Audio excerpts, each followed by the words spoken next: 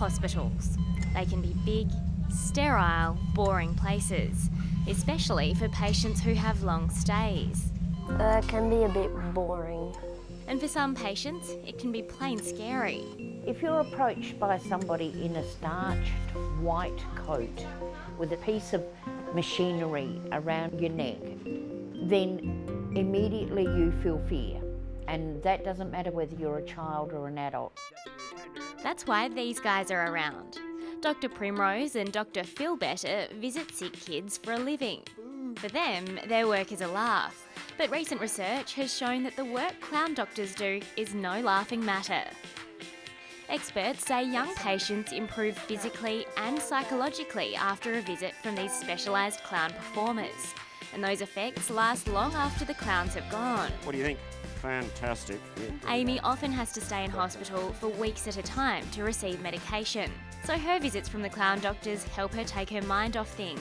Funny, and sometimes when you're happy, you don't feel the pain if you're in pain. The clown doctors visit as many patients in as many wards as they can. Do your hair for you. There we go. Today they bump into 10-year-old Alex in the hall. Yeah, a bit of a cone. What do you think, Alex? Bit of a cone. Oh, you look like a movie star. Alex is a regular at the hospital. He has bronchitis at the moment and gets pretty sick of the hospital.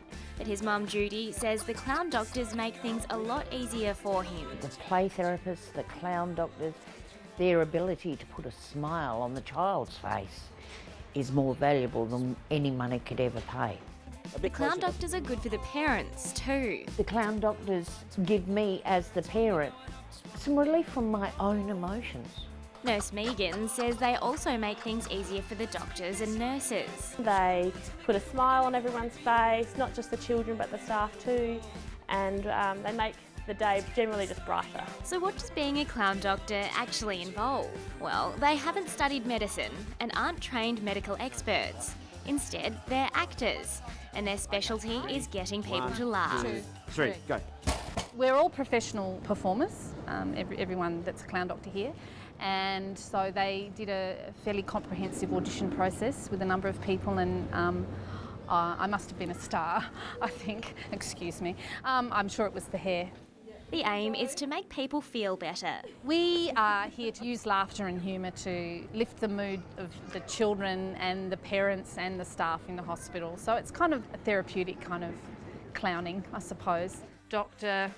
Phil-Betta. Dr. Phil-Betta says one of the most rewarding moments was finding out that a patient wanted to be a clown doctor too. He had been working on jokes and routines, and he'd written us, and that was just fantastic that he'd made the special trip with his mum, and we'd not only made his time here happy, but I think he now had a real joy in laughter, and that was great.